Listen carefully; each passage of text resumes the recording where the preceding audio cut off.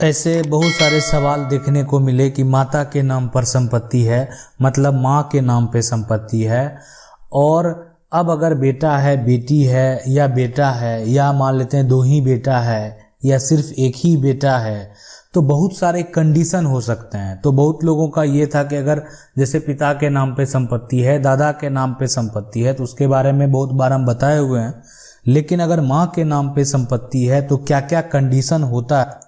उसको समझने का प्रयास करेंगे, ठीक है। और जैसे पिता के नाम पे है तो कैसे बेटा अपने नाम पे करता है उसके बारे में भी बताए हुए हैं। तो अभी अगर माँ के नाम पे संपत्ति है, यानी सवाल ये डिस्कस करने वाले हैं कि माँ के नाम, माता के नाम पर संपत्ति है, बेटा अपने नाम कैसे करेगा। और इसमें भी दो कंडीशन होगा, जो है एक कंडीशन आपको पता है कि या तो माँ अभी जीवित है और माँ के नाम पे संपत्ति है तो बेटा अपने नाम पे कैसे करेगा, और दूसरी माँ है वो उनका देहांत हो चुका है और बेटा अगर अपने नाम पे करना चाहे तो उसका क्या कंडीशन होगा, कैसे अपने नाम पर बेटा कर सकता है। तो यहाँ पे दो कंडीशन आता है। उसके बाद जो सवाल आता है कि माता के नाम पे अगर संपत्ति खरीदी हुई है तो बेटा कब संपत्ति का हकदार होता है। मतलब माता के द्वारा अगर संपत्ति जो है वो खरीदा हुआ है ना, तो बेटा जो है उसका हकदार कब होता है, इस बात को भी डिस्कस करेंगे। माता अगर कोई संपत्ति जो है, एक बेटा को अगर बेटी को अगर जो भी है बेटा बेटी, कोई एक बेटा को होता है ना, माँ जो है माता का एज हो गया, माँ का एज हो गया, और उस एज में आपको पता है कि जब एक तरह से जो बड़े लोग हैं उनका ज़्यादा एज हो जाता है तो उस समय माइंड जो होता है ना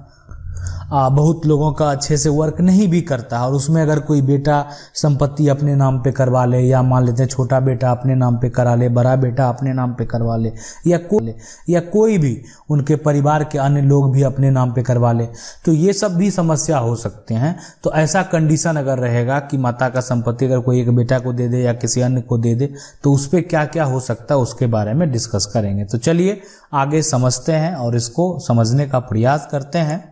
कि अगर माता के नाम पे, पहला वही है कि अगर माता के नाम पे संपत्ति है, बेटा अपने नाम कैसे करे। देखिए अगर माता के नाम पे संपत्ति है, अब संपत्ति जो होने का कंडीशन ये है कि ये जो माता के नाम पे संपत्ति है, या हो सकता है इनको अपने मायके से मिला होगा, या हो सकता है कि माता के नाम पे जो संपत्ति है पिता ने पैतृक संपत्ति को माता के नाम पे कर दिया, ठीक है। तो इसमें दो कंडीशन होता है, एक होता है कि माता अभी जो है वो जीवित हैं, मतलब माता जीवित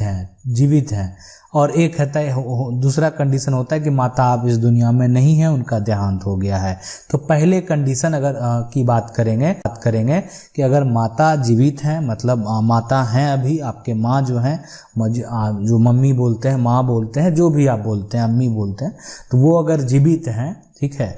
तो अगर आपको उनकी जो संपत्ति है, अगर चाहते हैं कि जो बेटा है या बेटी है जो भी है वो अपने नाम पे करवा लें, ठीक है, तो उस केस में क्या क्या प्रक्रिया करना पड़ता है उसको समझने का प्रयास करेंगे। देखिए उस केस में जो प्रक्रिया करना पड़ता है, सबसे पहले कि माँ के बाद अगर ये दो बेटे पे संपत्ति आ रहा है, ठीक है, एक बेटा जो है वन है, एक बेटा दूसरा बेटा है, अगर दो बेटे पे संपत्ति वो ट्रांसफर हो रहा है माँ के बाद, ठीक है, तो इसका मतलब है कि दोनों के बीच में बंटवारा हो रहा है। हाँ, एक कंडीशन हो सकता है कि माँ के नाम पे संपत्ति है और वो डायरेक्ट जो है वो बी और है ना B2, मतलब बेटा वन और बेटा जो दूसरा बेटा है दोनों का नाम एक ही पे आ गया, दोनों का नाम अलग अलग आ गया, ठीक है। तो यहाँ पे अगर दोनों का नाम जो है अलग या एक करना है तो उसके लिए अगर अलग करना है तो अलग दस्तावेज बना लेंगे, अलग अलग जो है दस्तावेज अगर आप तैयार करेंगे, ठीक है, मान लेते हैं स्टाम्प पेपर आप ले लेंगे, 1000 का ले सकते हैं, और उस पर सारा इन्फॉर्मेशन जिसका जिधर भी हिस्सा है आप लिए हैं सारा इन्फॉर्मेशन डालेंगे। माँ के नाम पे है तो लेकिन माँ से आपको वो NOC भी चाहिए, मतलब नो ऑब्जेक्शन चाहिए, और ये सारा जो प्रक्रिया आप करेंगे माँ से जो सपोर्ट करवाएंगे, है ना। और ये जो एक तरह से जब इसका ज़मीन का प्रॉपर्टी का दाखिल खारिज अलग होगा तो फिर अधिकारी के पास जो अधिकारी हैं जो कि भूमि संबंधित जैसे CO हैं, CO के पास आपको हो सकता है कि माँ को भी पेश करना पड़े, ठीक है, तो आप पेश करेंगे, उसके बाद आपको वो प्रॉपर्टी जो है अलग अलग दाखिल खारिज कर दिया जाएगा। मतलब वहाँ पे प्रूफ दिखाना जरूरी है कि आप वो जो किए हैं ये जाली नहीं है, ये सही है, तो ये यहाँ पे जरूरी है। और दूसरा साथ में जो आप कर रहे हैं, जैसे 2 है तो हो सकता है 3 बेटा है, आप 2 के नाम पे कर रहे हैं, तो इसके साथ एक वंशावली भी लगाना जरूरी है, तो वो भी यहाँ पे आपको देना होगा, वंशावली भी, ठीक है। उसके बाद दूसरा कंडीशन क्या होता है कि माँ जो है अब अगर जीवित नहीं है, तो देखिए माँ अगर जीवित नहीं है तो एनओसी देने की जरूरत नहीं है, माँ को वहाँ पे पेश करना, तो जब जीवित ही नहीं है तो पेश कहाँ से करेंगे। तो उसके लिए वहाँ पे आपको कोई एनओसी नहीं, दोनों आपस में बंटवारा करेंगे, उसका अपना कागज़ बनाएंगे, दोनों अपना अलग अलग कागज़ तैयार करेंगे, और उसके साथ साथ जो है माँ का मृत्यु प्रमाण पत्र आपको बनवाना पड़ेगा, इसलिए कि ज़मीन जो है वो माँ के नाम पे है। और उसके साथ एक वंशावली भी आपको बनवाना पड़ेगा। वंशावली से ये पता चलता है कि आप कितने भाई हैं और किस तरीके से आप उसको डिवाइड करा रहे हैं, ठीक है। तो ये वहाँ पे ज़रूरी होता है। चलिए, अगर कुछ सवाल होगा तो कमेंट करके पूछ सकते हैं। अगला जो क्वेश्चन आता है कि माता के नाम पर अगर संपत्ति खरीदी हुई है तो बेटा कब संपत्ति का हकदार होता है। देखिए, जमीन खरीदा हुआ कहने का मतलब माँ सर्विस करती है, माँ का जो है एक तरह से गवर्नमेंट सर्विस है, और माँ के द्वारा जो है संपत्ति खरीदा गया, घर खरीदा गया, जमीन खरीदा गया, लेकिन जो भी खरीदा गया वो माँ सर्विस करती थी और उससे माँ अपने नाम पे खरीदी है। उसमें अब डिपेंड करता है कि माँ अगर उस संपत्ति को बेटे को देना चाहिए, है ना, चाह रही है तो दे सकती है, अगर नहीं देना चाहेगी तो आप कानूनन नहीं ले सकते हैं। मतलब कानून में ये है कि हाँ, माँ के मतलब जो है कहने का मतलब मरने के बाद तो आप ले ही सकते हैं, ठीक है। माँ का देहांत होने के बाद जो है आप तो आपका हक बनता ही है, लेकिन माँ अगर जीवित में आपको नहीं देना चाहती है, उनका खरीदा हुआ अपने उसको यूज करना चाहती है, अपने पास रखना चाहती है, तो वो उसके लिए स्वतंत्र है, आप कानून में भी जाके नहीं ले सकते हैं, ठीक है। तो ये इसमें यहाँ पे माँ का जो है अगर संपत्ति खरीदा हुआ है, उनका अपना कमाई से खरीदा हुआ है, तो यहाँ पे आप नहीं ले सकते हैं। लेकिन माँ का कोई इनकम नहीं है, इनकम का कोई स्रोत नहीं है, माँ एक हाउस वाइफ है, और पिता ने पैतृक संपत्ति को बेचकर जो है माँ के नाम पे अगर प्रॉपर्टी खरीदा, तो ये संपत्ति को आपको पैतृक साबित करना पड़ेगा, और फिर ये संपत्ति पैतृक ही हो जाएगा। इसको ऐसा वो नहीं कर सकते कि माँ की निजी संपत्ति हो गई, इसलिए कि पिता के द्वारा जो संपत्ति खरीदा गया। हाँ, लेकिन मामला ये थोड़ा सा कानूनी टाइप का हो गया कि अभी अगर वर्तमान में देखा जाए तो माँ के नाम पे प्रॉपर्टी है, लेकिन ये जो प्रॉपर्टी खरीदा गया पिता के द्वारा, वो पैतृक संपत्ति को बेचकर खरीदा गया।